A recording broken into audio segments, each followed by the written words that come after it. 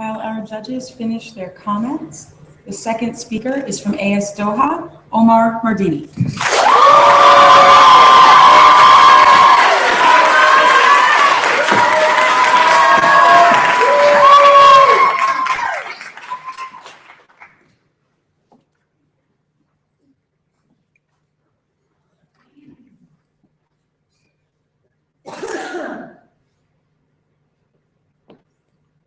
Timer ready? Judge ready? Do you ever wake up and think, today is the day I might die? It's crazy, right? Today might be the day your life can change in a split second, and maybe it can be from something so preventable that the fact that one small mistake from something we thought was such an innocent activity could be the difference between life and death. Mick Harte was here by Barbra. I just want to say right off the bat that this isn't the kind of story where you get to meet the main character and you get to like him real well and then he dies at the end. I hate those kind of stories. I don't want to make you cry. I just want to tell you about Mick. But I thought you should know right up front that he isn't here anymore. I just thought that would be fair to you. It was a bike accident. It was about as accidental as you can get to, like Mick wasn't riding crazy or dodging in and out of traffic, and both of his hands were on the handlebars. His tire just hit a rock. He skidded into the back of a passing truck, and that was that. I'm only 10 months older than he was. I was planned, but Mick was a surprise. He loved it too, being a surprise. He was always teasing my parents about it, telling them that even before he was born, he could outsmart 2 chemistry majors with birth control pills. I remember the first big caper we pulled together. We scratched the letters F-A-R-T into the new driveway that had just been poured next to our house. It was, without a doubt, the funniest thing anyone could have ever done in the history of the universe. And it's amazing how a little fart in the driveway can totally lose its humor when your father sees it.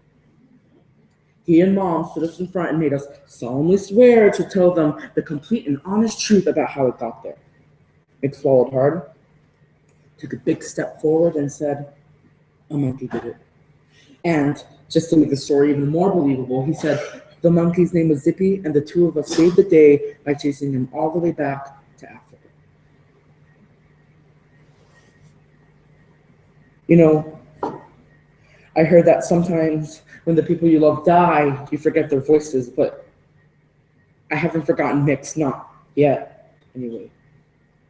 I have a weird kind of memory, I think. Like, not once have I been able to remember my parents' anniversary in time to buy them a card, but I can still remember the exact conversation I had with Santa Claus when I was in kindergarten. He said, "Ho, ho, ho," and I said, "Your breath smells," and he said, "Get down." It wasn't much of a chat, but the point is, it happened 8 years ago, and I still remember it like it was yesterday. I think that's why I can remember everything about the day of the accident. See, Mick said he needed me to ride his bike home because he was going over to this kid Dylan Rigby's house after school, but I said, "Sorry, I've got soccer practice after school. Plus, I've got a ton of books to carry home tonight." And he said, "Great, now I have to go to the kid's place all by myself, and I don't even know where he lives." And I said, "Haha, no big deal. You'll be fine." And he said, "Gee, you're cool." And then he just walked away. He didn't even get to say goodbye. So I'm running sprints at soccer practice when I hear the siren. It bothers me that I'm still kind of hypnotized by the sight of the ambulance. I don't want to be one of those freaks who gawk at accident scenes, but I am, I think. Because as soon as I see the flashing red light appear over the fence, I can't take my eyes off it. The ambulance is getting closer to the field now, but instead of speeding past, it seems to be slowing down. Then it slows down even more and turns the corner in front of the building. My stomach starts to turn. I don't like having the ambulance turn there. By now, it should be speeding off to someone else's neighborhood, a neighborhood where I don't know anyone. Then all of a sudden, the door of the ambulance flies open, and I close my eyes, and I just wanted it not to be Mick. My dad pulls me close, and then he sort of cradles my head in his hands real gently, like I might break or something. And then, in a voice so faint, I can barely hear him, he whispers the words, "Mick's car."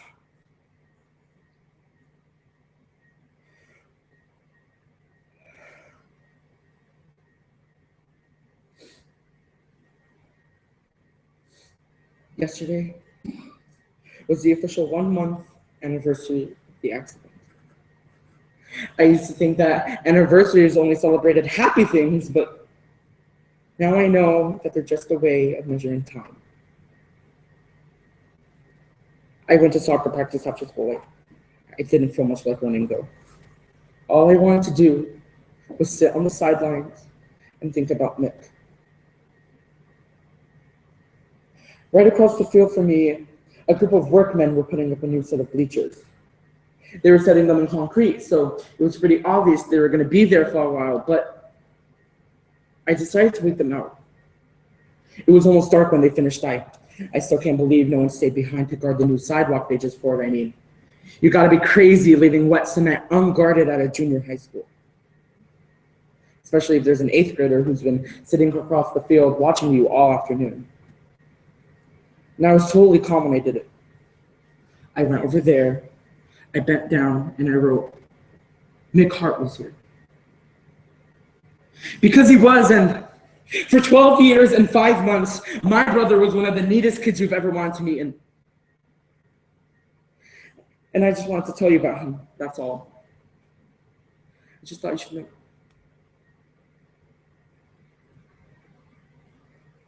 Thank you.